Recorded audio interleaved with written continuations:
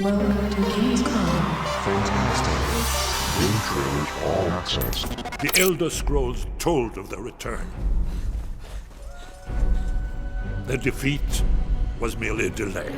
The story of Skyrim has to do with the return of dragons. So, although they've kind of been around in lore, they've never actually been in any of the Elder Scrolls games. In Skyrim, the dragons return to Tamriel, and nobody knows why they've returned, but they're attacking everything, people, destroying towns, and you play the role of Dovahkiin, the Dragonborn, the one who's prophesied to come back and save Tamriel from the threat of dragons. So the main story has to do with the dragons, who's behind it, and you figuring all of that out. So dragon shouts are the ability to learn these words of power that you can then absorb the soul of a dragon when you defeat it and unlock these words that you're able to shout. So when dragons are battling, they're not breathing fire, they're actually performing these shouts that allow them to attack with fire or ice or whatever it is. And you, as the Dovahkiin, as the Dragonborn, have the ability to learn these same words and to use it against them. So it's almost like a war of words when you're in a shout battle with a dragon. After you play through a little bit of the beginning, you get to choose your character and create your character. All of the classic Elder Scrolls races are back, so you can play as a big hulking orc who's really good at combat and smithing. You can play as an Argonian, which can breathe underwater, or a Khajiit, all the beast races. You've got all the different elves, high elves, wood elves, dark elves, and then the humans, the Bretons, the Imperials, the Nords. Every race has its own special power or ability that you can use, and they also are particularly good at certain skills, so you'll start off with a little bit of bonus in those skills if you pick that race. Once you pick a race, you're locked into that race for the rest of the game, but we make sure that we really don't lock off anything in the game based on your race, and the rest of the choices you make about your character are all in things you do. So what skills you use, you'll get better at those skills and they'll help you level up. You pick perks in the skills that you're using.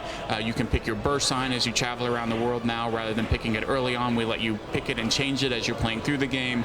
You'll find shrines that'll give you blessings. So all the other customizations you can do to your character, you do as you play, so that you can change them up as you go along. This time around with Skyrim, one of the things we focused on with combat is making it feel more kinetic and offering the player a lot more choices. So in Oblivion, it was a bit more traditional. You either had weapons or you didn't.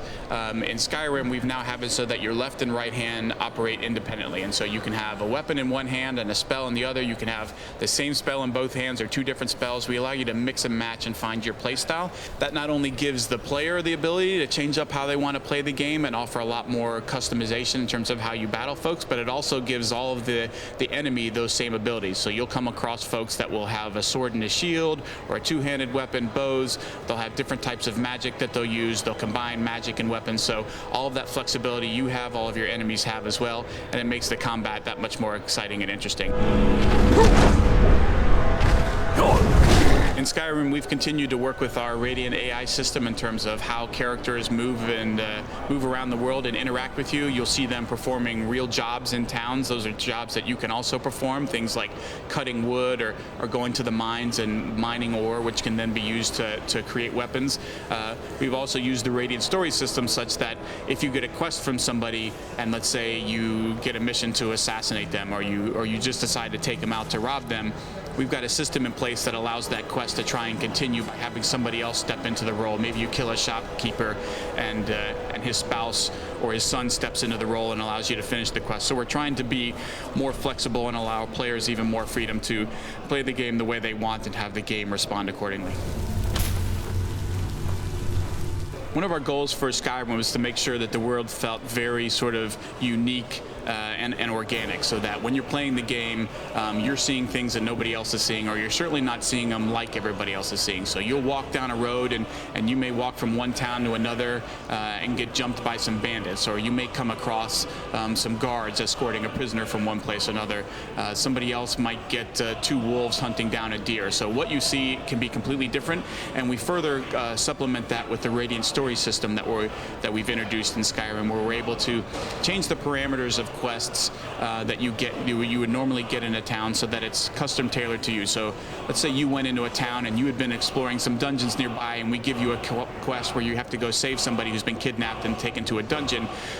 In previous games, everybody would get that same quest from the same person to go to the same dungeon. In Skyrim, we're able to say, well, you've been to these 5 dungeons, but this 6th one over here you've never been to, so we're going to set the quest there, and you're going to go to a different dungeon than somebody else might do. It allows the game to be a little bit more customized towards you. We don't want it to be something you ever notice where you say, oh, that was a Radiant story quest. We just want to make it more fun and to make sure that you're seeing all the cool stuff we have for you to see and play. Skyrim is coming on 11/11/11 to PC, Xbox 360, and PlayStation 3.